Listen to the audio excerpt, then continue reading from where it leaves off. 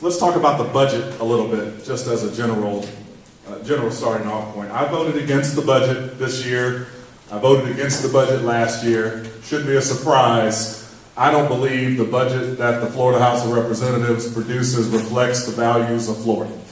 I don't think we spend enough money on education, public. I don't think we spend enough money on the environment. I don't think we spend enough money on affordable housing. And we swept trust funds, let me give you the number, I think to the tune of $400 million. Let me explain a little bit more what that is. Trust funds, we have various trust funds throughout the state that are set up for specific purposes. And the one that gets the most press is the Sadowski Affordable Housing Trust Fund. It is set up, a little bit of money that comes from doc stamps goes to a fund just for affordable housing, right? So the legislature has swept that fund over $1 billion over 10 years. And we use that money to plug holes in general revenue. So let me tell you what that means. We take money from people that need affordable housing and build roads with it. And I think that that is disgusting, immoral, and it is not what trust funds are set up for. The trust fund that I'm talking about is literally set up in law specifically for the purpose of affordable housing. So for the state of Florida to take your money that's supposed to be dedicated to affordable housing, use it on roads, and then we say, we have an affordable crisis in this state. Well, of course we do. It's self-inflicted. And I gave an interview about this earlier today, and it's one of the things that's the most frustrating about Tallahassee because, listen, I'm a Democrat. It ain't no secret. And it's always fascinating to me when we're all told that we need to run the state like you would at your table. We need to run the state's budget like you would sit around at your table with your family. Would you run your budget like that? No. Exactly. And so the hypocrisy of sweeping trust funds to pay for things in the general revenue is something that we really need to pay attention to. We swept $400 million from various trust funds. And those trust funds are set up for a lot of very good reasons. So for us to essentially, and I'll also tell you this, now that I got the mic, this is how we pay for tax breaks. So if you sweep $400 million from trust funds and then give a tax break for hundreds of millions of dollars, you tell me if you believe that's fair. It's not. I don't think that's why you sent me to Tallahassee, and it's one of the main reasons that I have voted against the budget every year, and I would continue to do so if I was going there as long as they do this. That is awful. Let's talk about the environment a little bit. We continue to underfund the Department of Environmental Protection. We did not give enough money to Springs. There's a decrease in the Everglades Restoration Program. And for the first time, if you remember Amendment 1, that was supposed to be another dedicated source of funding to purchase environmentally sensitive lands. It's something that your legislature has not done. Until this year, we spent, I think, $77 million to do it. But don't applaud, don't give anybody credit. We should have been doing that all throughout the years. So for now, for us to spend $77 million is a slap in the face, and you should not go home and declare victory in your districts. Education. This is another major reason that I vote against the budget. And School Board Member Schamberger's here, and I know she will speak about this later, I bet. But the disparity and the unfairness with how we treat public education versus the dollars we shove off to vouchers and charter schools is just, it's indefensible. The district that I represent includes some schools that literally, when it rains, it leaks. Portables, the air conditioning doesn't work all the time. So if you think that I'm prepared to vote for any amount of money to divert from public schools when I've got facility problems like that in my district, no, not at all. It's not a hard choice. That's the kind of district I represent. And again, it's amazing to me how we bend over backwards to talk about all the wonderful things we need to do with regard to school choice. Listen, school choice is fine. It's when taxpayer dollars are implicated and it's where we put them. That's the problem. So don't allow talking points to push you off. Everyone, I think parents ought to have the choice to do what they want to do, but when it's my tax dollars and it's where it's going to go. These charter schools, for example, can open up next to a school in my district, right next door, suck all the resources, suck all the kids, and then leave with nothing, kind of no penalty. They will tell you that these schools are non-profit. That is barely false.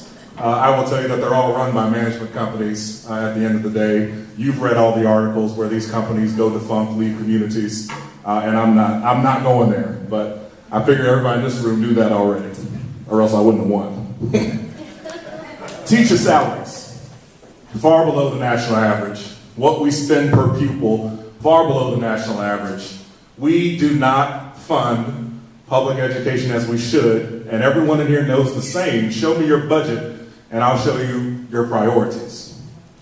I and those of us in Tallahassee can scream till we're blue in the face and tell you what we believe in.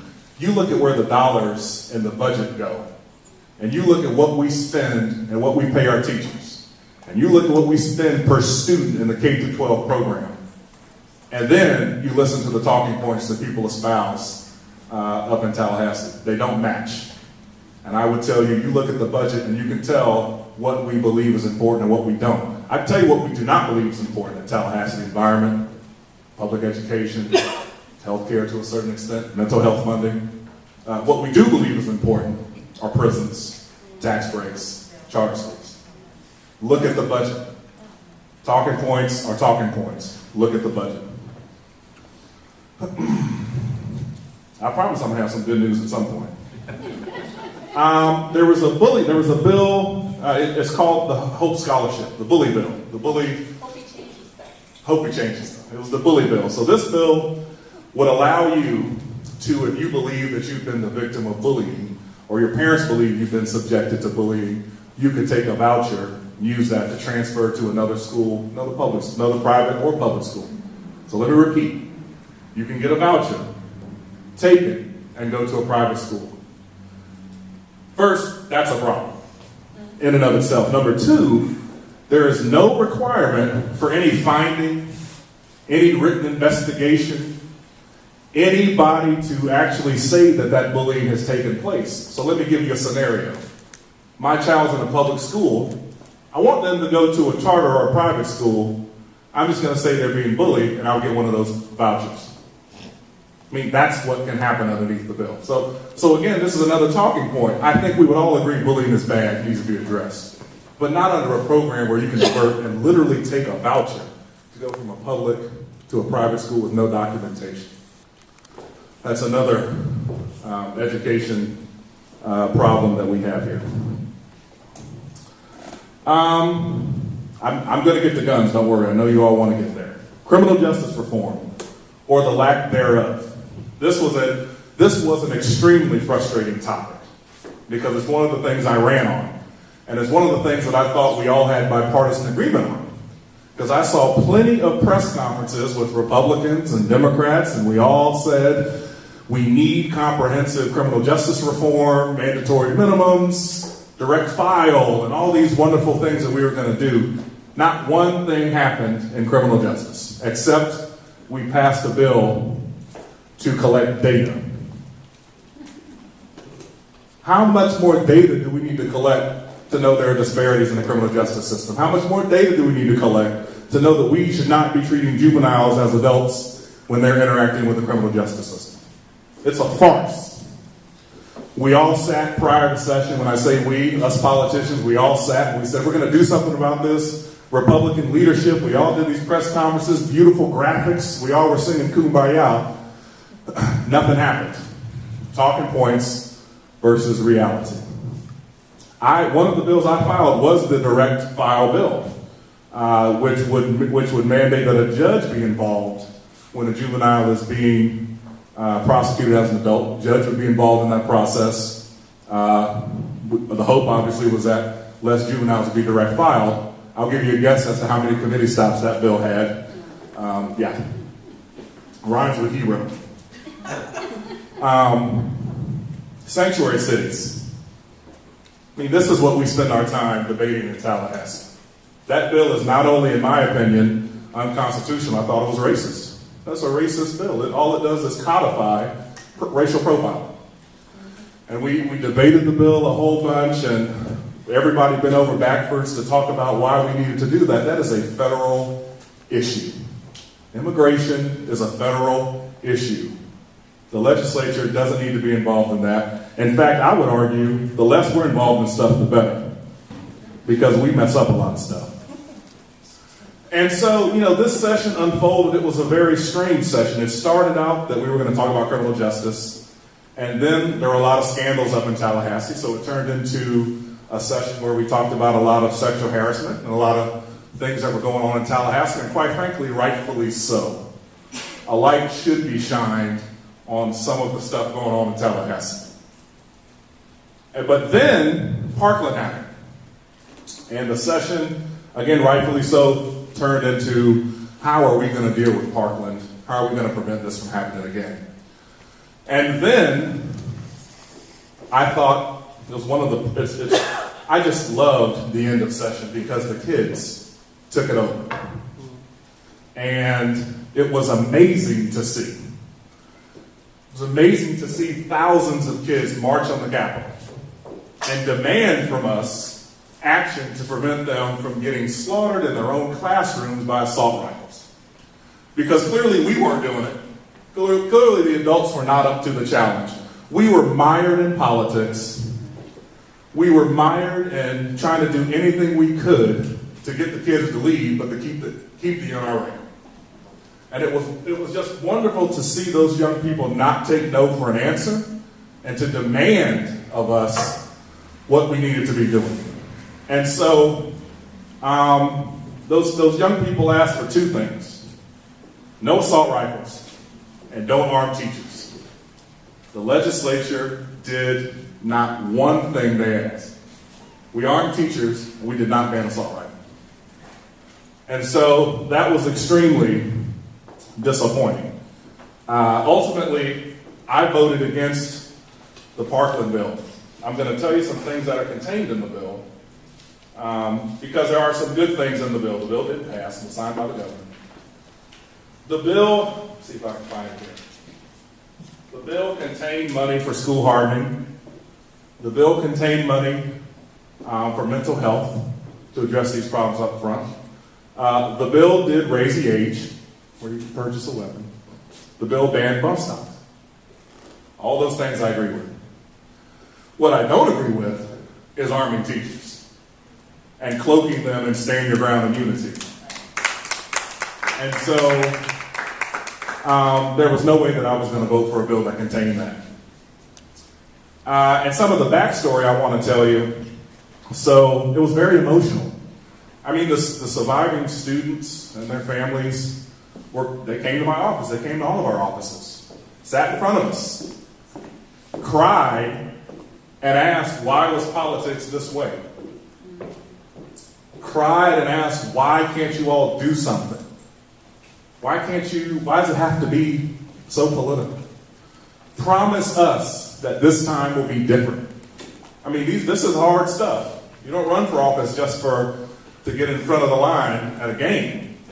You run for office to deal with tough issues like this, and it was tough. It was tough. It was very, very emotional. When you have a child that was next to someone that died in Parkland, in your office, asking you to do something, that's tough.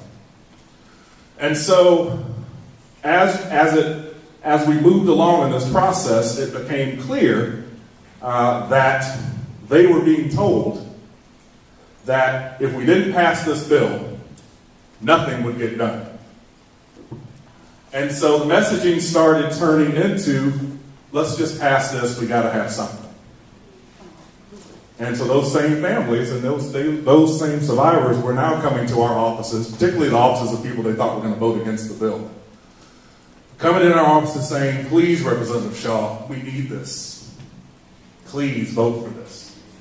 That's hard, to stand up to those kids in your office when they're asking you to do something. But it's not my fault that the majority party treated the issue the way they did. It's not my fault the majority party shoved everything into one bill such that we had to take a giant up or down vote. I just told you 4 parts of the bill I would have voted for. I would have voted for 4 of the 5 parts of the bill.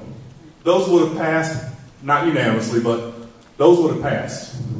And we could have had a debate about the arming of teachers. That's not what happened. And it's not by accident that that's not what happened. They wanted the swarm of everything into one bill so that you had to go up or down. It was for their political purposes so that the bill ultimately would pass. And so that was a tough vote emotionally. It wasn't a tough vote policy-wise because I knew that I wasn't going to arm teachers.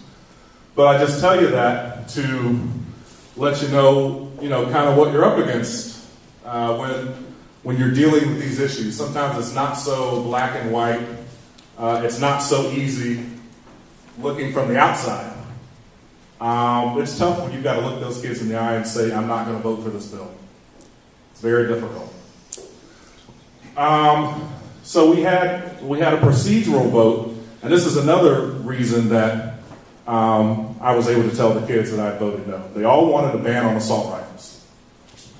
We had a vote. It was a procedural vote to bring up a bill about banning assault rifles. It was not the bill itself. It was a procedural vote to bring the bill up.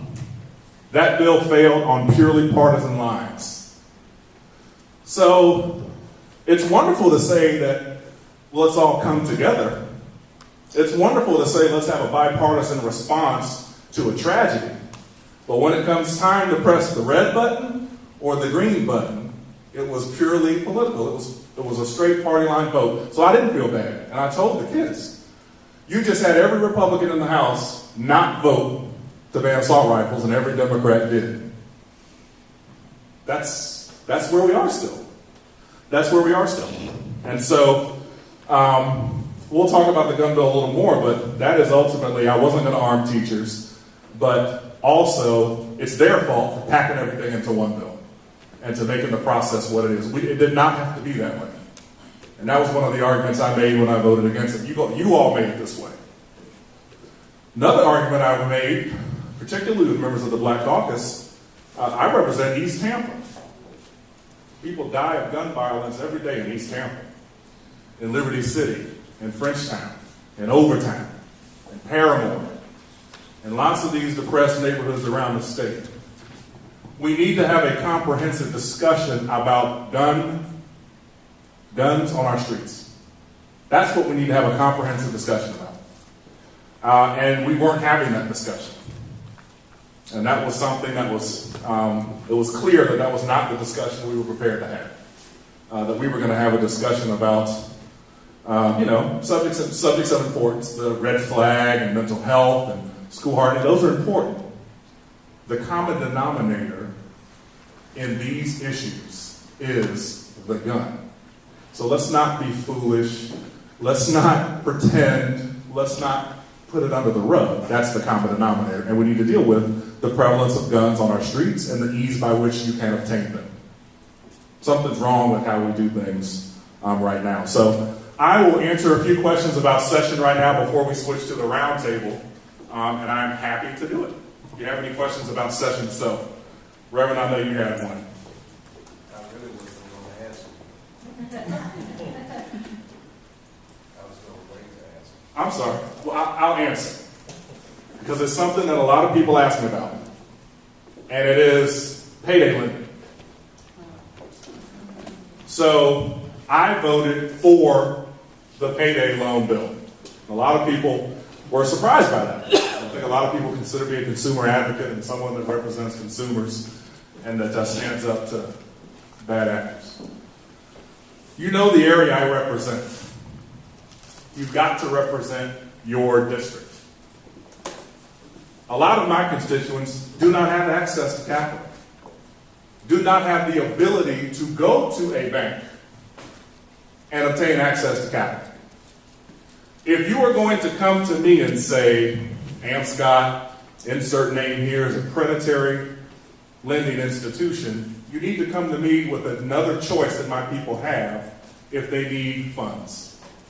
If my constituents are living paycheck to paycheck and they get a flat tire, this is the question I asked a lot of the people that came to lobby on this. Tell me how they will obtain funds for that flat tire. They cannot go to a bank. They cannot go to a credit union. That's ultimately, I got to represent my district. I'm not saying that I want you to go to AMSCOT. I'm not saying that I believe using AMSCOT as a part of your monthly finances is the right thing to do. What I'm saying is, it's not for me to take it away. That is how I ultimately got to where I was. I represent the district I'm at. I know for a fact there's a lot of access to capital issues. If that option goes away, there's a problem.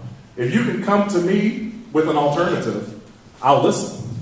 No one ever came to me with an alternative with the mother of three who gets a flat tire and can't go get that money from anywhere else. No one ever came to me with an alternative. Ultimately, that's why I voted that way. Yes, sir. So, I do agree with you, and I understand it. Working and having a business in that district. My concern is the interest rate that they're charging people. And just like a bank, if the bank will charge you an interest rate, they at least give you credit on your credit report. But when people are spending money with AMSCOT and taking out money, I just don't see a giving back portion to help them move forward. So could the legislation be put in somehow to possibly get the interest rate reduced so people are not paying so much back and they do pay that bill? Yes, I would support that. Yes, it's not what was in front of us. What was in front of us was a bill so that AMSCOT and these other institutions could comply with the Consumer Finance Protection Bureau rule that had come out, and that was what was in front of us. Listen, and I'm going to tell you, that was one of the hardest votes I took. And unfortunately, you know how these things are. I had to vote on it 3 times because I was on every committee that saw it. But ultimately, that's why I went that way. Reverend? Basically, thank you so much for what you do, because you do represent well. Last 3-4 days I've spent in the summit, and we actually had the president of the Southeastern Credit Association there to bring a product when it comes to predatory lending to credit unions, whereas like the school said that this person can obtain a loan and maybe the interest rate APR will be X amount, but it won't exceed triple digits. We actually was in Miami the other day protesting against this same issue. I listened to the legislative session, and I listened to your comments that you made, also Kendrick Meek's comments as well. My thing is, and don't get me wrong, I was going to have this conversation another time too, but anyway, the fact of the matter is, I represent my community, and I represent folks that have to go to these places because they don't have another alternative. And I did hear you say that. But on that same floor, with some of the folk that spoke, they were trying to suggest that there are some alternative methods to this. And I listened to them.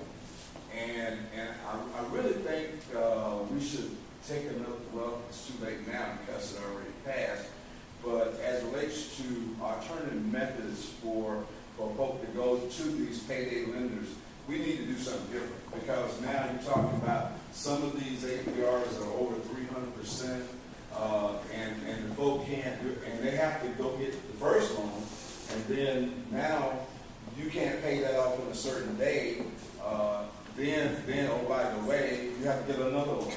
And what the language was talking about is that, oh, by the way, now the cap will be what, $1,000? You can get $1,000 in 6 days to pay it back. But if you don't, at the $10 or whatever it is, you creep into that other segment where you can never pay it off.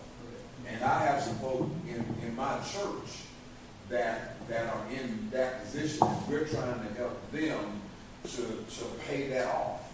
And I shouldn't have to do that. We have a responsibility to our community to save our folk from predatory lending, and especially we know that it's there. I guarantee you, if I go to one of the affluent communities, AMSCOT is not in that community, but it's certainly in our communities,